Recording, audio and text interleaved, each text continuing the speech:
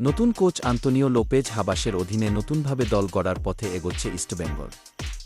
সেই পরিকল্পনার অংশ হিসেবেই লালহলুদের রক্ষণভাগে যোগ দিচ্ছেন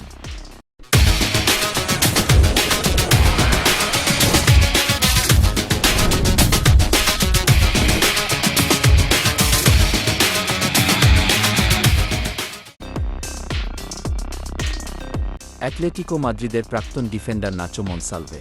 নাচোর আগমনের ফলে গত মরশুমে ইস্টবেঙ্গলের হয়ে ভালো পারফরম্যান্স করা আর্জেন্টাইন ডিফেন্ডার কেভিন সিবিয়া আর দলে থাকছেন না। গতবার রক্ষণ সামলানোর ক্ষেত্রে কেভিনের ভূমিকা প্রশংসিত হলেও তাকে ধরে রাখতে পারেনি ক্লাব।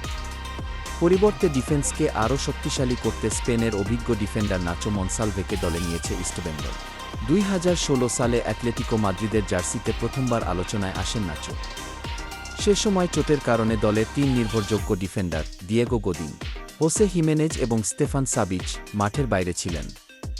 ফলে কোচ দিয়েগো সিমিওনে বাধ্য হয়ে একাডেমির ফুটবলারদের সুযোগ দেওয়ার সিদ্ধান্ত নেন।